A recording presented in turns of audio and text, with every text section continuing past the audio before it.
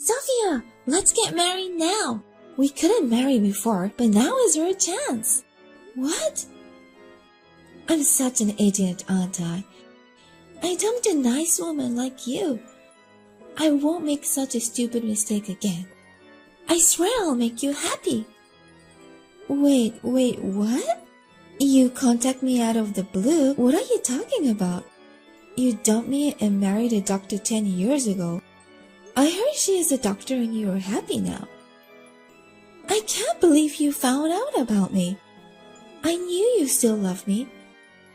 You've been waiting for me to come back all this time. Huh? Don't worry, Sophia. I already broke up with her and she's my ex-wife now. I left her to marry you. What? Did you divorce her? I was happy living with a lot of money. But that was only for a moment. It was an unhappy marriage. She betrayed me without a second thought. What? She told me I'll never have to work. As soon as she turned 35, she's changed all of a sudden. She wants to have a baby and become a stay-home mom, and she wants me to work. That's a 180-degree change. I don't care what your family situation is. I'm not getting back together with you. I'm sorry, but I'm already married. I have a wonderful husband, and I don't want you. What? No thanks to the idiot who cheated on me while we were engaged. If you want to continue living like a pimp, find someone else. I have a warm home and a husband I love with all of my heart. Oh, come on. Don't be so mean, Sophia. I know you were happy to have me back. Don't lie to hide your embarrassment. What? I'm not lying. You don't need to be stubborn when sad about losing your precious person. You need someone to be there for you now. A kind-hearted man like me. So stop being so stubborn and marry me. Oh, wait a minute. What do you know? I know everything about you, Sophia. Your father passed away. I heard he died in a flash after he was diagnosed with cancer. What do you know about my dad? Poor thing. You lost your mother early. Your father was the most important person in the world, right? But it's okay, Sophia. I'll be here from you from now on. If you want to cry, you can cry on my chest. No, thanks. I'm glad you're worried about me, but I don't need you. If you feel sorry for me, don't contact me again. I want to mourn my father in peace. I don't have time for you. Sophia, it's dangerous to grieve alone. I'm worried about you being alone. I'm not alone anymore. Well then, goodbye. Hey, Sophia, how long are you going to stay at your parents' house? It's already been a month since the funeral. I'm sorry, I haven't finished sorting out my parents' house yet. I'm still having a hard time accepting my father's death. I want to stay at my parents' house for another month to clean up. I don't know if that's a good idea. You're getting worse staying there alone. You have a husband and a child. They need you. I'm sorry. Come back here as soon as possible. Okay? Hurry up and come home and make dinner. Sophia, let's get back together after all. Marry me. I can't live without you. Again, I'm married. I'm not lying to you. I'm married. I heard that too. I also heard from a mutual acquaintance. Then give up on me. How can I give up on you? I heard that my precious ex-girlfriend is living with her mill and she's making life hell. I can't just stand by and let that happen. Hurry up and jump into my chest. What? You got married, but you're living with your partner's parents. I heard your mill is tough on you. She complains about all kinds of housework you do, and your husband doesn't help you, right? That's not right. I don't know who told you this, but my marriage is not crazy. I'm living happily and peacefully, so don't worry. Is it okay to be treated like that? You brainwashed. I have to help you quickly. What? I already got the divorce and marriage documents. Sneak out and come to me. I'll sign for your husband and we'll get a marriage certificate. Then you'll be free.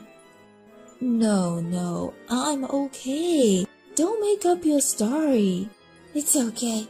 Sophia, don't worry. I'll definitely make you happy. I even got a house for you. That's how serious I am about marrying you. Huh? You got a house? Yes, the house is suitable for our new life together. A large house with a beautiful yard. It was $1 million. It's in a safe and quiet residential area. I'm sure you will love it. No way. Wait. Did you really buy a house? And you spent $1 million? It's not cool to start living in an apartment when we will get back together. That's why I got us a house. Where did you get the money? Don't tell me you got that much from your divorce. What are you talking about? I didn't get that much.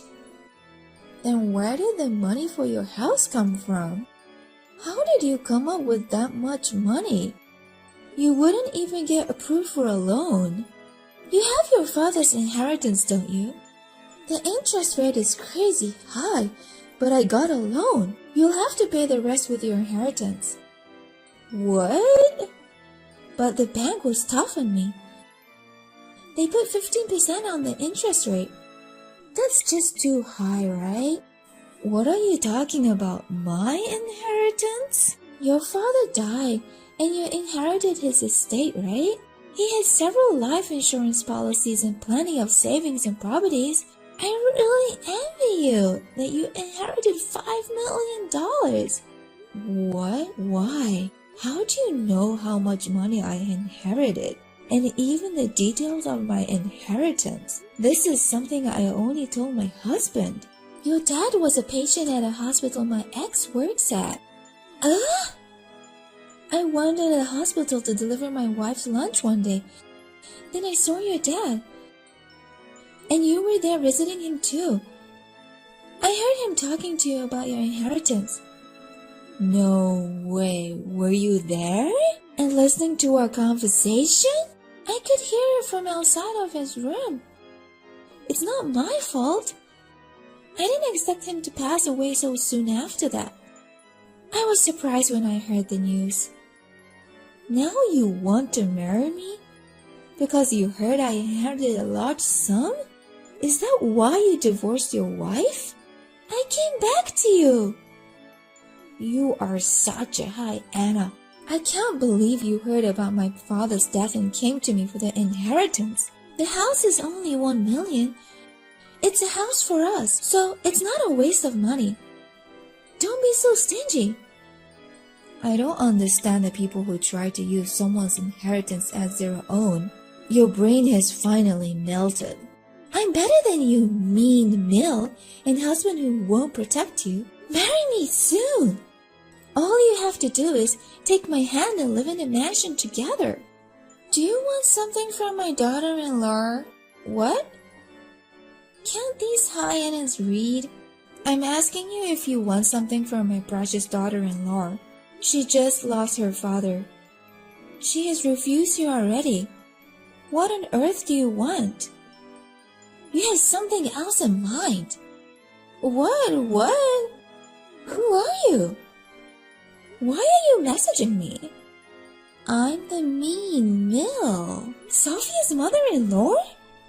If you have something to say it as soon as possible. I'm busy every day and so is Sophia. We don't have time to deal with you. If you really need something, please tell me. I just want to get back together with Sophia. If you're the mean mill, it's convenient. Now, let Sophia live her life. Sophia is not your punching bag. I won't let you keep nagging her. So you think you're a hero? I may be a full mouth, but I don't bully my wife. Don't lie to me. I'm listening to you. I hear you're always cold to Sophia. I'm just a little harsh.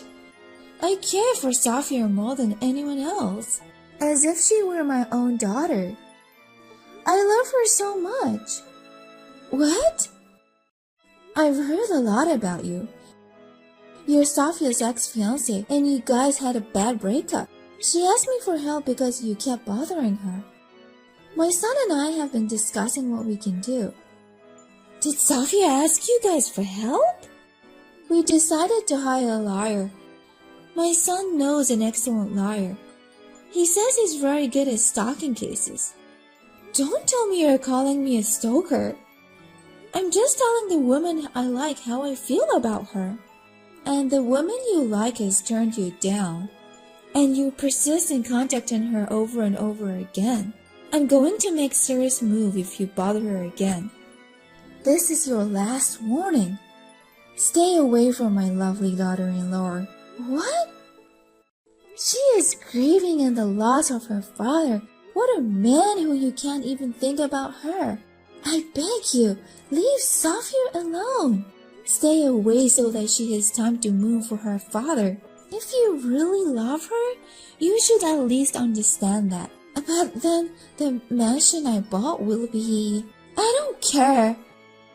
Get all the pimps in the country and have a shared house. Hey, Sofia! You need my help, right? That old hag told me that she loves you. Are you stupid enough to contact me after I gave you a warning?